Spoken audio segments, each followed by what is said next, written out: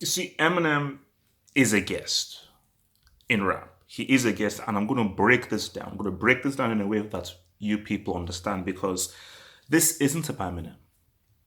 Eminem is not the villain here.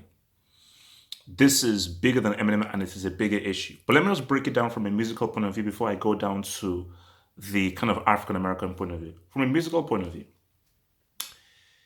can anybody do Afro beats better than someone from West Africa? Can anyone do reggae better than anyone from Jamaica? Can anyone do grunge music better than anyone from Seattle? It is hard and almost impossible to say someone from Sweden or someone from Iran or someone from Colombia can be the best reggae artist. It's almost impossible that someone from the Netherlands or someone from Japan or someone from Lebanon can be the best Afrobeats musician. It's impossible. And for me, it is quite hard. Maybe you can have someone from California or someone from Miami, but it's quite hard that someone from Nigeria or someone from South Africa or someone from Sweden can be the best grunge artist because music is cultural now. Other people can do it. Of course, they can do it. But there is such thing as authenticity of the music that comes from where it is from. And that is key. Like when you hear Afrobeats from a West African, there's an authenticity to it. When you hear grunge music from someone who lived and breathed through Seattle, specifically from those early 90s, it sounds authentic. When you hear samba music from someone from Brazil, it is authentic.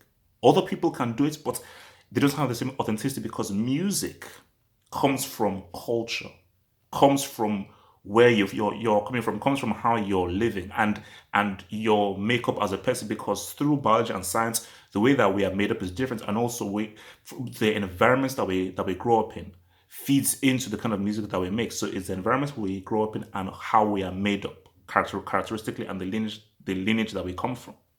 It's very key. Music is cultural. So you take hip hop now and rap. Hip hop and rap is pretty much, it shares the same lineage as the raps. So it's the same lineage as the blues, jazz, and also the same lineage as music from Africa because African Americans came from Africa. So so there you can see the direct evolution and the direct thread through. But and this is what I've always said is that hip hop came from New York. That is where it was born from. Now, of course, you had California, you now have the South and everything. But as I've always said, that the authenticity of rap, the authenticity of rap comes from New York. I'm a huge fan of Andre 3000. I'm a huge fan of Scarface. You know, and there are many guys, Kendrick Lamar, that's outside of New York who are amongst the best rappers you'll hear. But for me, whenever I do a list of the top rappers, most of them come from New York. Tupac. Tupac, I believe, is originally from New York. Then he moved to LA, but is originally from New York. But for most of the rappers I put on my list, 90% of them are from New York. That's, what they want to call Nas, what they would have called Jay-Z, what they would have called Pharoah Monch, what they would have called KRS-One, they would have called Biggie. So, because it's cultural.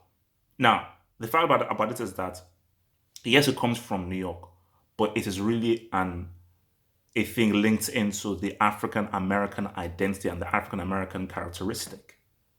It is one and the same. So nobody is saying that white people can't do rap music. Of course they can.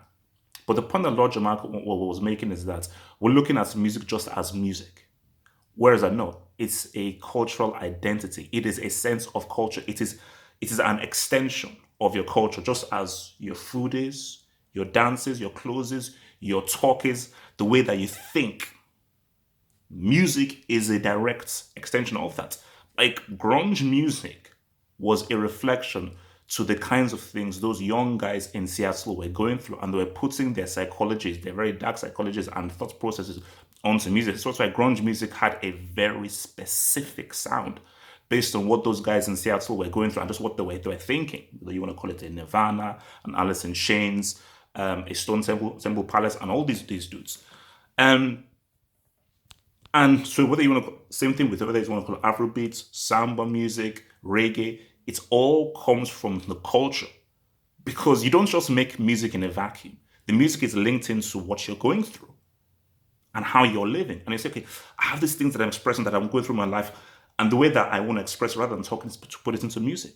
So really, remember hip hop and rap, especially when it's really, because obviously the hippity hop was just that. But when it's really exploded and really became something, was about guys saying, look at all the crap that we're going through, how we've been completely treated like garbage.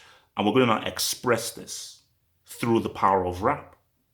So the key thing here with Eminem is this rap isn't just about how many words you can put together, how fast you can rap, and how thingy your rhyme scheme is. That's what people are missing. It's a feeling. Rap is a feeling. Rap is more than just words. It is the kind of feeling and the emotions that you want to put across. And the thing about it is that, and this is where Lord Jamal was going through. This is specific to the African American. You see, for me, as a Nigerian, I can trace back my culture through hundreds upon hundreds and hundreds of years. I can trace back my culture and so forth to, like, the people from the, because again, my father's from Benin, so I can talk about all the guys from the Benin Empire and all of the bronze carvings and everything that we had, which was obviously stolen by the British and so forth. So I can trace that back. So I have that culture. But for African Americans, your ancestors were stolen from Africa, and your past was cut. So you have names like Washington, Johnson, and everything, which aren't your real names. Those are the names of your slave masters because they wanted to psychologically imprison you. So hip hop is that small thread, even if it's not enough, because that really can't be a culture. Because you have to go hundreds of years to really have full culture. Which is why I keep saying to African Americans, go and find your roots in Africa. Go and find your roots in Africa. It will change your life. Do whatever technology you have. Go and find your roots in Africa. Don't be married to America. America doesn't love you. Go find your roots in Africa. You don't have to live in Africa, but just find your roots there because it will help you psychologically. But for African Americans, it's this hip hop thing is something that is ours, and we can now tie to our culture and our self identity that can give us our self confidence. So ownership of that is important. That's when because Lodgeman was speaking about something far bigger. If he wasn't talking about how Eminem is trash and everything, because he never said Eminem was crap. He just said, you're a guest. This house, just like the grunge house, the country music house, the Afrobeat house, the reggae house, the samba house, this is a house that was built in a very specific way. And of course you're welcome into that house. Of course you can come, you can drink anything you want, you can eat anything you want, but you're a guest. I don't know about you guys. I treat my guests very well. Anytime guests come into my house, I'm like, okay, what do you want to drink? Is there anything you want to do? What do you want to eat? Anything you want? And because I pride myself on making sure that my guests are very well catered for. And I love having my guests here, but they know they are guests. You can't paint on my walls. You can't rearrange how my house looks. But when my guests leave, they're like, man, that guy was a damn good host. I'm going to visit us again because I pride myself on being a very good host. So when Eminem came in, guys were like, oh, no, this is white guy doing it. They're like, no. If you can rap well, oh my gosh, you will be welcomed and treated supremely well.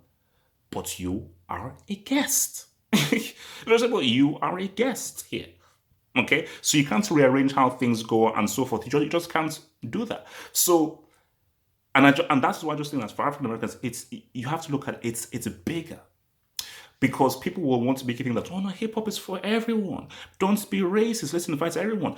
As they do that, and you're like, yeah, hip hop is for everyone. Yeah, everyone can come in. Slowly and surely, just like as they did to you and how they cut you off from your African lineage, just as they did with jazz, just as they did with blues, slowly and surely, without you knowing, they'll take rap, and rechange and reshape what rap looks like and how it feels like and what it means to be great, and they will rechange the history. So they rechange the history to say, no, Eminem was the greatest rapper. Me and Daniel, we did it. We clicked in greatest rapper. What's the first name that comes up? It's Eminem. It's Eminem. Because this is the thing that people don't understand. Again, the issue isn't Eminem. issue isn't Eminem. It's the system. And the thing bigger than Eminem, because most Eminem fans are white guys who don't like rap music. Most of them are probably racist. Most of them probably don't even like black people. But they can connect with what this white guy is saying because he's connecting to them. But just think about it. A lot of these guys, and I have met them, they're into rock music, they're into metal music. Most guys don't listen to rap. They didn't like rap. They insulted rap. They called it a nigger music. Before Eminem, they called it a nigger music. But when Eminem came and he spoke to them and connected to them, they're now fans of Eminem. They're not fans of rap. Maybe they're some private, but no, they're fans of Eminem because he's speaking to them. But they're not fans of rap. And this is a thing of you have to fight for the integrity of rap. Because rap is one of the great inventions. And African Americans have to realize what you've invented. The absolutely incredible artistry of what you've invented. You know, that is very, very, very key. So you have to be clear of, with these things, it is a lot bigger. It's a lot bigger. And also, there's another thing as well. If you speak to some white people who listen to rap since the early 90s or mid 90s, so you listen to rap in the early 90s, most of those white guys, they'll say that they don't really like Eminem. Most guys who are already steeped into the lore of rap and really dig deep into it, most of them, they will appreciate Eminem. Most of those white guys, they said, nah, I'm not really a big fan of Eminem.